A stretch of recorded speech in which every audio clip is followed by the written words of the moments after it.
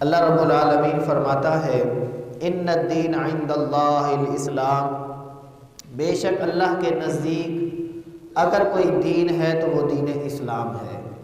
جناب آدم علیہ السلام سے لے کر امام الانبیاء آخری نبی پیارے آقا صلی اللہ علیہ وسلم کی ذات تک ہر نبی کا دین دین اسلام ہی رہا۔ اگرچہ طریقہ کار مختلف تھا، لیکن ہر نبی علیہ السلام اس بات کی دعوت دیتے رہے کہ اللہ تعالیٰ ایک ہے اور دین اسلام کی طرف ہی راغب کرتے رہے۔ لیکن تمام ادیان کی تکمیل حضور نبی پاک صلی اللہ علیہ وسلم کے دین پر آ کر ہوتی ہے۔ تمام انبیاء کرام علیہ السلام کی تکمیل امام الانبیاء صلی اللہ علیہ وسلم کی ذات پر آ کر ہوتی ہے کہ آقا کریم علیہ السلام آپ خاتم النبیین ہیں، آپ کے بعد قیامت تک کوئی نبی نہیں آئے گا، یعنی کہ حضور نبی پاک صلی اللہ علیہ وسلم امام الانبیاء بھی ہیں، آخر الانبیاء بھی ہیں اور امام الانبیاء بھی ہیں۔ اس لیے حضور نبی پاک صلی اللہ علیہ وسلم کو جو دین اسلام دیا گیا وہ دین اسلام قیامت تک چلے گا۔ اور حضور نبی پاک صلی اللہ علیہ وسلم کسی ایک علاقے یا ایک شہر کے لیے نبی نہیں، بلکہ ارشاد فرمایا ارسلت الی الکافہ، کہ میں ساری مخلوقات کے لیے نبی بنا کر بھیجا گیا، رسول بنا کر بھیجا گیا، سب کی طرف بھیجا گیا، سب کے لیے حضور نبی پاک صلی اللہ علیہ وسلم مبعوث ہوئے۔ تو اس سے ثابت ہی ہوتا ہے کہ دین اسلام اب وہی ہے جو حضور نبی پاک صلی اللہ علیہ وسلم لے کر آئے۔ آج کے دور میں اگر کوئی تورات پر عمل کرتا ہے، موسیٰ علیہ السلام کی شریعت پر عمل کرتا ہے، لیکن حضور نبی پاک صلی اللہ علیہ وسلم کی شریعت پر عمل نہیں کرتا تو وہ مسلمان نہیں ہے۔ اصل اسلام یہ ہے کہ جو حضور نبی پاک صلی اللہ علیہ وسلم لے کر آئے اس کو ماننا ضروری ہے۔ حضور نبی پاک صلی اللہ علیہ وسلم کی ذات کو ماننا ضروری ہے۔ جو نبی پاک صلی اللہ علیہ وسلم کی ذات پر کتاب قرآن مجید نازل ہوئی اس کا ماننا ضروری ہے۔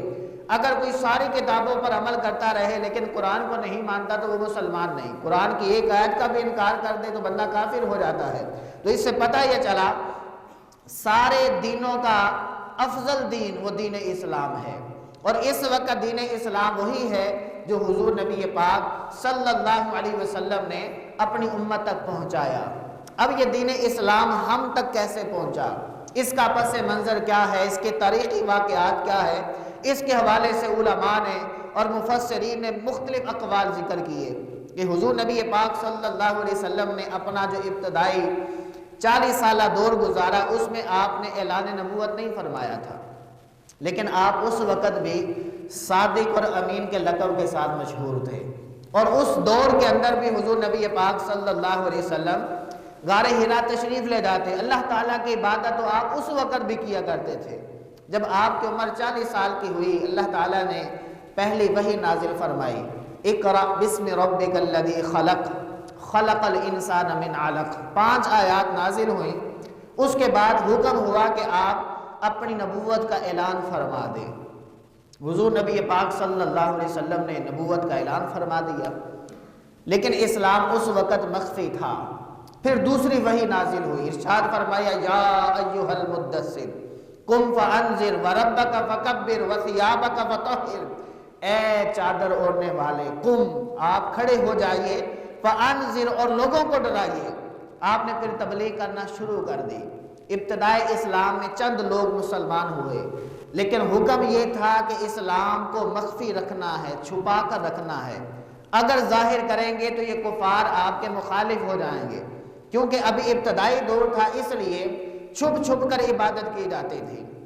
نبی پاک صلی اللہ علیہ وسلم نے اس طرح 3 سال کا ابتدائی عرصہ گزارا کہ اسلام مخفی رہا، اسلام کو ظاہر نہ کیا گیا، لوگوں نے اپنا اظہار نہ کیا، حالانکہ تقریباً 38 لوگ مسلمان ہو چکے تھے جنہوں نے حضور نبی پاک صلی اللہ علیہ وسلم کی ذات کو مان لیا، دین اسلام کو مان لیا، جو نبی پاک صلی اللہ علیہ وسلم کی ذات پر وحی اتر رہی تھی اس کو مان لیا۔ پھر حکم ہوتا ہے وَأَنذِرْ عَشِيرَتَكَ الْأَقْرَبِينَ، کہ اے محبوب علیہ السلام اب آپ اپنے قبیلے والوں کو، اپنے قریبی لوگوں کو بھی ڈرائیے، دین اسلام کی تبلیغ کیجیے۔ وہ الگ واقعات ہیں کہ حضرت ابوبکر صدیق رضی اللہ تعالی عنہ نے بھی گزارش کی تھی کہ ہم علل اعلان اسلام کا اظہار کرتے ہیں۔ جناب فاروق اعظم رضی اللہ تعالی عنہ کے دور میں بھی ایسا ہوا، لیکن قرآن کا اسلوب یہ بتا رہا ہے کہ 3 سال تک اسلام مخفی رہا۔ چوتھے سال کے اندر جب یہ وحی نازل ہوئی وَأَنذِرْ عَشِيرَتَكَ الْأَقْرَبِينَ کہ اے محبوب علیہ السلام اب آپ اپنے قریبیوں کو ڈرانا شروع کر دیں، آپ اپنے خاندان والوں کو بھی دین اسلام کی تبلیغ کریں۔ پھر نبی پاک صلی اللہ تعالی علیہ وآلہ وسلم کوہ صفا پر چڑھتے ہیں۔ وہاں چڑھ کر حضور نبی پاک صلی اللہ علیہ وسلم نے ارشاد فرمایا کہ میں اللہ تعالیٰ کا آخری نبی بن کر آیا ہوں۔ اللہ تعالیٰ کی توحید کا آپ نے اعلان کیا۔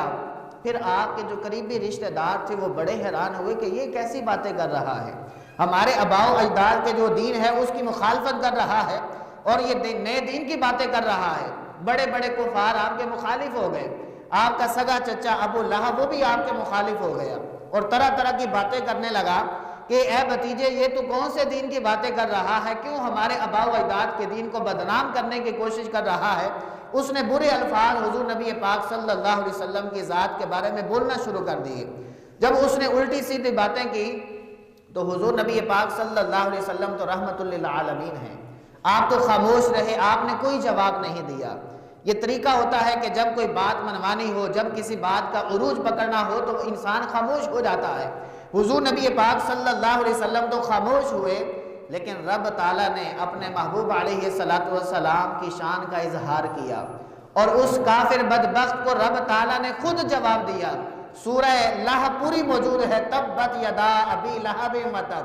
حکم ہوا کہ ابو لہب میرے حبیب کے بارے میں یوں کہتا ہے اس کے دونوں ہاتھ ہی ٹوٹ جائیں، یعنی یہاں تک کہ الفاظ مذمت کے بیان کیے رب تعالیٰ نے ابو لہب کے بارے میں۔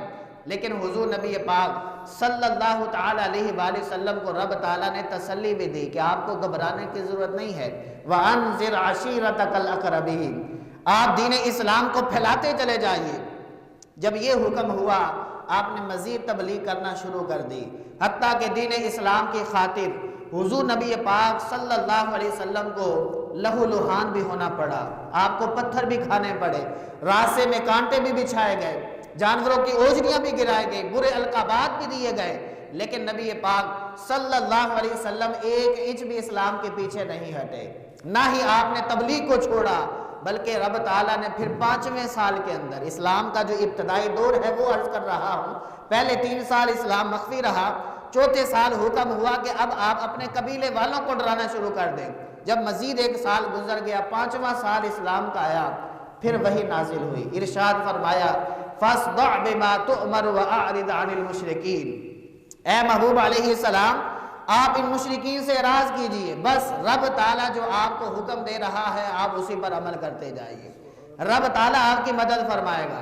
پھر حضور نبی پاک صلی اللہ علیہ وسلم نے علل اعلان تبلیغ کرنا شروع کر دی، لیکن مخالفین ہر طرح کوشش کرتے رہے کہ اسلام کو ختم کر دیا جائے، معاذ اللہ بانی اسلام کو معاذ اللہ ختم کر دیا جائے، طرح طرح کے انہوں نے مظالم ڈھائے۔ حضرت عمار بن یاسر رضی اللہ تعالی عنہ آپ کو طرح طرح کی سزائیں دی گئی۔ مکہ کا ماحول آپ جانتے ہیں کتنا گرم ہے، وہاں آج کل ننگے پاؤں چلنا انتہائی مشکل ہے، لیکن اس دور کے اندر جب بالکل تپتی ہوئی ریت ہوا کرتی تھی، حضرت بلال حبشی رضی اللہ تعالی عنہ کو تپتی ہوئی ریت پر لٹایا جاتا تھا۔ حضرت خباب رضی اللہ تعالی عنہ صحابی رسول ہیں، آپ کو جلتے ہوئے کوئلوں پر لٹا دیا جاتا تھا۔ جب آپ کے جسم کی چربی پگھلا کرتی تھی تب جا کر وہ کوئلے بجھ جایا کرتے تھے، یعنی وہ آپ کے نشانات فاروق اعظم رضی اللہ تعالی عنہ کے دور تک قائم رہے، یعنی ابتدائی اسلام کے اندر نبی پاک صلی اللہ علیہ وسلم اور آپ کے چاہنے والوں نے کیسی کیسی مشقتیں اٹھائیں۔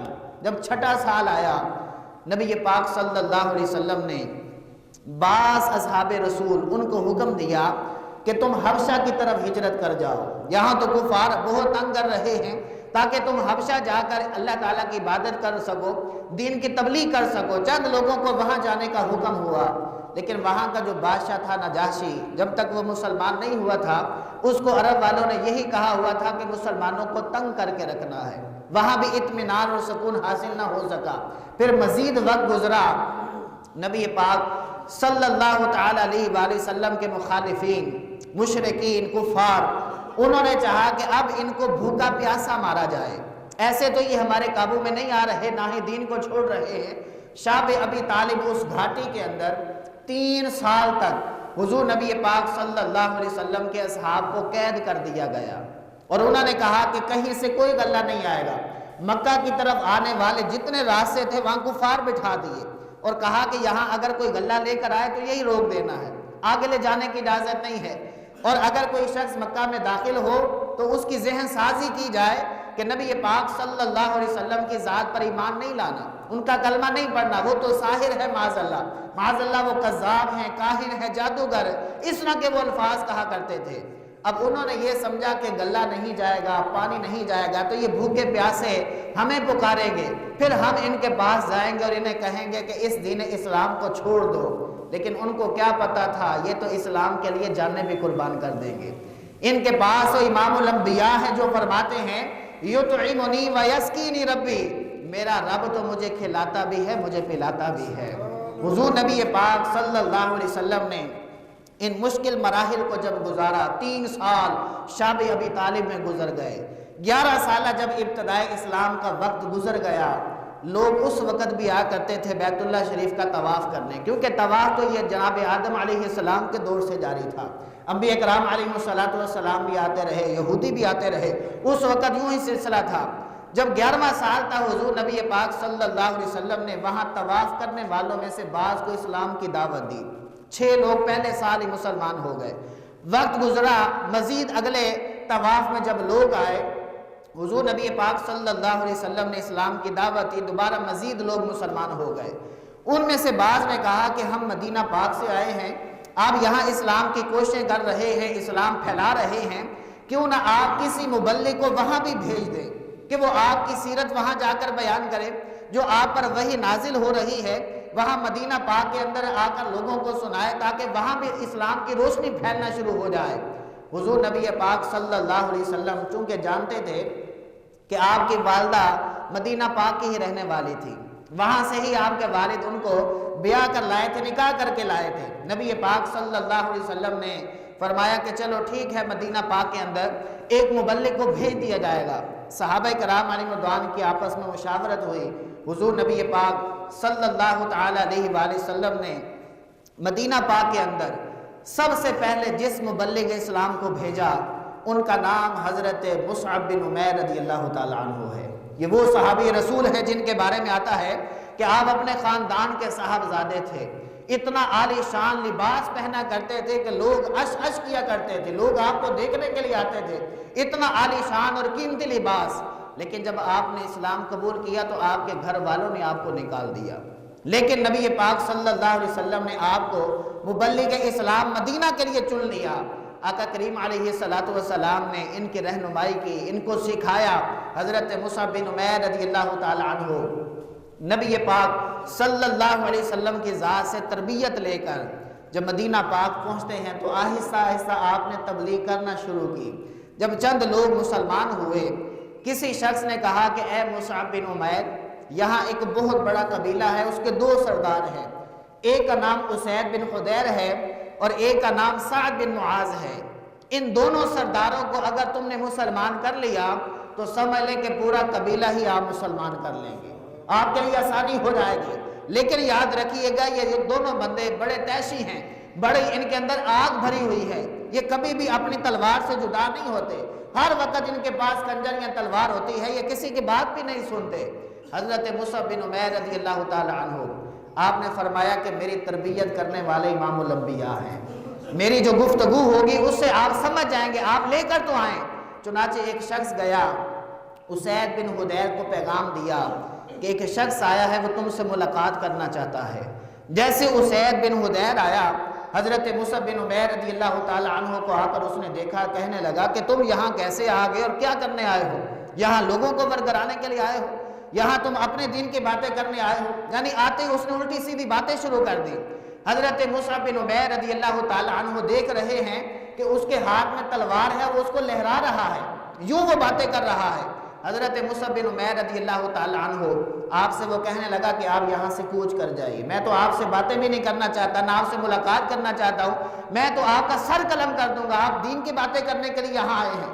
لیکن حضرت مصعب بن عمیر رضی اللہ تعالیٰ عنہ بڑے تحمل مزاج صحابی تھے، امام الانبیاء صلی اللہ علیہ وسلم سے تربیت لے کر آئے تھے۔ آپ نے فرمایا کہ اے اسید بن حضیر، میری ایک بات تو سن لو، پھر میں چلا جاؤں گا یا تم چلے جانا، جیسے تمہیں مناسب لگے۔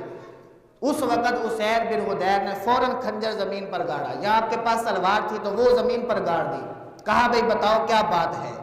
آپ نے قرآن مجید کی آیت کریمہ کی تلاوت شروع فرما دی۔ اسید بن حضیر کا دل پگھل گیا۔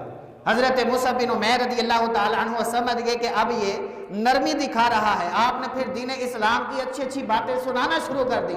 وہ سنتا گیا، کہنے لگا کہ کتنی باتیں سناؤ گے، پہلے اس دین کا کلمہ تو پڑھا کے مسلمان بنا دو۔ اسید بن حضیر پھر حضرت اسید بن حضیر بن گئے۔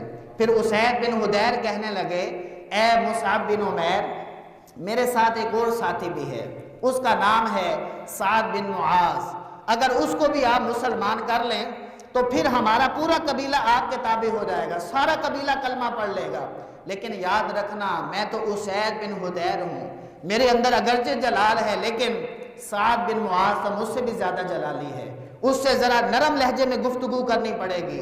حضرت مصعب بن عمیر فرمانے لگے تم اس کو لاؤ تو صحیح، وہ میرے سامنے اگرچہ آگ بن کر آئے گا لیکن میں اس کو پانی بنا دوں گا۔ حضرت مصعب بن عمیر رضی اللہ تعالیٰ عنہ کے پاس جیسے ہی سعد بن معاذ آئے، آپ نے ان پر بھی تبلیغ کی، قرآن مجید کی آیات کی تلاوت کی۔ قرآن مجید وہ کتاب ہے، وہ لا ریب کتاب ہے کہ جب یہ کسی کافر کے پاس بھی پڑھی جائے تو اس کا دل نرم ہو جاتا ہے، موم ہو جاتا ہے۔ چنانچہ حضرت مصعب بن عمیر رضی اللہ تعالیٰ عنہ نے جب تبلیغ کی تو سعد بن معاذ بھی مسلمان ہو گئے، پھر ان کے قبیلے والے بھی آہستہ آہستہ مسلمان ہونا شروع ہو گئے۔ یعنی دیکھیے اسلام کی ابتدا کیسے اسلام پھیلا، کیسی کیسی مشکلات نبی پاک صلی اللہ علیہ وسلم اور آپ کے اصحاب کو اٹھانا پڑی۔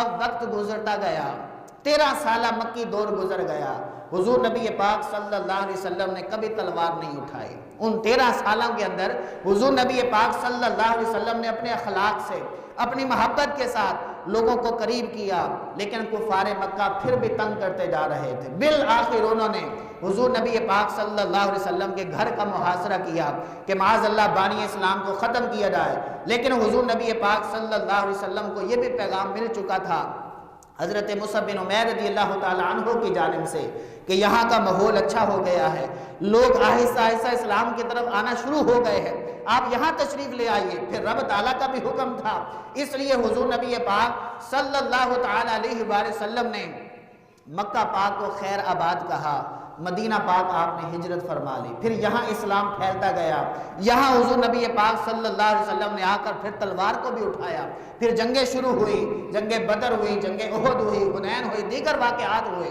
6 سال حضور نبی پاک صلی اللہ علیہ وسلم نے یوں گزارے، پھر دل کیا کہ اب مدینہ سے مکہ جایا جائے، جہاں حضور کی پیدائش ہوئی ہے مکہ میں، وہاں آپ کے رشتہ دار بھی تھے کہ جا کر دوبارہ تبلیغ کی جائے۔ عمرے کے ارادے سے حضور نبی پاک صلی اللہ علیہ وسلم نے دوبارہ جانے کا ارادہ کیا، لیکن کفار مکہ نے حدیبیہ کے مقام پر روک لیا، عمرہ نہیں کرنے دیا۔ 1400 صحابہ کرام علیہ رضوان تھے، احرام باندھے ہوئے تھے، لیکن سب کو واپس آنا پڑا۔ چونکہ ماحول اس طرح کا تھا، حضور نبی پاک صلی اللہ علیہ وسلم کی نگاہ نبوت دیکھ رہی تھی کہ اگر ابھی ہم نے عمرہ نہ کیا تو کوئی بات نہیں، ایک وقت آئے گا کہ رب تعالیٰ ہمیں فتح عطا فرمائے گا۔ مزید وقت گزرتا گیا، جب 9 سال کا عرصہ گزر گیا، اللہ تعالیٰ نے جب مکہ کو فتح فرمایا، پھر حضور نبی پاک صلی اللہ علیہ وسلم شان و شوکت کے ساتھ مکہ میں داخل ہوئے۔ اب صحابہ کرام علیہ رضوان نے حج بھی کیا، عمرے بھی کیے، اب اسلام کا نعرہ بلند ہونے لگا، نعرہ تکبیر کے نعرے بلند ہونے لگے، اللہ تعالیٰ کا نام بھی بلند ہوا، حضور نبی پاک صلی اللہ علیہ وسلم کا نام بھی وہاں پر صحابہ کرام علیہ رضوان نے بلند کیا۔ اب یہ تقریباً 22 سے 23 سالہ عرصہ ہے۔ اس دوران حضور نبی پاک صلی اللہ علیہ وسلم اکیلے نکلے تھے تبلیغ کرنے کے لیے، آہستہ آہستہ لوگ مسلمان ہوتے گئے۔ اس عرصے میں علماء نے لکھا ہے تقریباً 1,24,000 صحابہ کرام علیہ رضوان حضور نبی پاک صلی اللہ علیہ وسلم نے تیار کر لیے تھے، اتنی اعلیٰ جماعت تیار ہو چکی تھی۔ پھر حجت الوداع کے موقع پر حضور نبی پاک صلی اللہ علیہ وسلم نے اعلان کیا کہ اے صحابہ کرام علیہ رضوان، اس دین کو پھیلانے کے لیے، اسلام کو پھیلانے کے لیے میں نے بھی محنت کی ہے، تم نے بھی محنت کی ہے، اب لگتا ہے میری زندگی کے آخری ایام قریب آ رہے ہیں، میں یہ چاہتا ہوں کہ یہ دین اسلام صرف عرب کے اندر محدود نہ رہے، صرف مکہ اور مدینہ میں محدود نہ رہے، اس اسلام کو ہم نے پوری دنیا کے اندر پھیلانا ہے۔ علماء نے لکھا ہے 1.25 لاکھ صحابہ کرام علیہ رضوان کا جمع غفیر تھا، سب کی آنکھوں میں آنسو روا ہو گئے کہ حضور نبی پاک صلی اللہ علیہ وسلم اپنے آخری لمحات کا ذکر فرما رہے ہیں۔ 1.25 لاکھ صحابہ کرام علیہ رضوان کا مجمع تھا، جس کا چہرہ جس طرف تھا وہ وہی نکل گیا۔ آج دیکھ لیجئے، تاریخ کی کتابیں اٹھائیے، احادیث کو اٹھائیے، جنت المعلی میں چند ہزار صحابہ کرام علیہ رضوان کے مزارات ہیں، جنت البقیع میں تقریباً 10,000 صحابہ کرام علیہ رضوان ہیں، چلے یہ 20, 22, 23 ہزار صحابہ کرام علیہ رضوان یہاں ہیں، باقی 1 لاکھ صحابہ کرام علیہ رضوان کہاں تشریف لے گئے؟ علماء نے لکھا ہے جس کا چہرہ جس طرف بھی تھا وہ وہی نکل گیا تبلیغ کے لیے، اس نے مڑ کر اپنے بیوی بچوں کو نہیں دیکھا، اپنے گھر بار کو نہیں دیکھا، وہ سب کچھ چھوڑ کر دین اسلام کو پھیلانے کے لیے نکل گئے۔ کوئی کوفے چلا گیا، کوئی بصرہ چلا گیا، کوئی ملک شام چلا گیا، بعض صحابہ کرام علیہ رضوان نے اس وقت چائنا کا بھی سفر کیا۔ آج ہوائی سفر کرے تو کئی گھنٹے لگ جاتے ہیں چائنا کے، اگر کوئی مکہ سے آتا ہے، لیکن اس وقت چونکہ یہ سلسلہ نہیں تھا، کئی سمندر بھی ان کو کراس کرنے پڑے ہوں گے، کئی خطرناک راستوں سے بھی ان کو گزرنا پڑا ہوگا۔ آج بھی ان کے مزارات دنیا کے کونے کونے پہ موجود ہیں۔ تو یہ دین اسلام اصل میں پھیلانے والے نبی پاک صلی اللہ علیہ وسلم کے تربیت یافتہ صحابہ کرام علیہ رضوان کی ہستیاں ہیں۔ پھر ان کے بعد تابعین کا دور آیا۔ ہمارے اس بر صغیر پاک و ہند کے اندر زمانہ نبوت کے اندر علماء نے لکھا ہے کوئی بھی مسلمان نہیں تھا۔ ہمارے بر صغیر پاک و ہند کے اندر دور نبوی کے اندر کوئی بھی مسلمان نہیں تھا، شاید کوئی ایک دکا ہو، لیکن روایات کے اندر کوئی اس کی سند موجود نہیں ہے۔ تابعین کے دور تک یہی سلسلہ رہا۔ پھر محمد بن قاسم آئے، انہوں نے آ کر اسلام کی ابتدا رکھی، لیکن کفار نے سازش کر کے ان کو بھی شہید کر دیا۔ وقت گزرا، مزید 300 سال کے بعد اللہ تعالیٰ نے اپنے محبوب علیہ السلام کے امتیوں میں سے اولیاء کاملین کو چنا۔ کہیں آ کر داتا صاحب نے ڈیرا لگایا تو لاہور کے اندر آ کر یہاں کے لاہوری پنجابیوں کو مسلمان کیا۔ کسی نے جا کر ملتان شریف میں ڈیرا لگایا، خواجہ بہاؤالدین ذکریہ ملتانی رحمت اللہ تعالی علیہ۔ کسی نے جا کر پاک پتن شریف بابا فرید رحمت اللہ تعالی علیہ، وہاں جا کر اسلام کا جھنڈا گاڑا۔ سندھ کے اندر لال شہباز قلندر رحمت اللہ تعالی علیہ، آپ نے جا کر اسلام کا جھنڈا گاڑا۔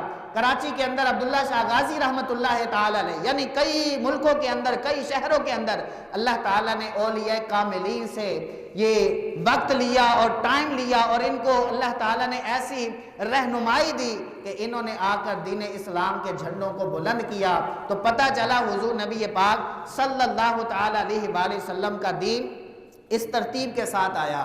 تو ہمیں صحابہ کرام علیہ رضوان سے بھی محبت کرنی چاہیے، اولیاء کاملین سے بھی محبت کرنی چاہیے کہ ان کی وجہ سے آج ہمیں اسلام نصیب ہوا ہے۔ اگر یہ ہستیاں یہاں نہ آتی اور دین کا کام نہ کرتی اور اسلام نہ پھیلاتی تو شاید ہم مسلمان نہ ہوتے، شاید یہ کفار کا سلسلہ مزید چلتا رہتا۔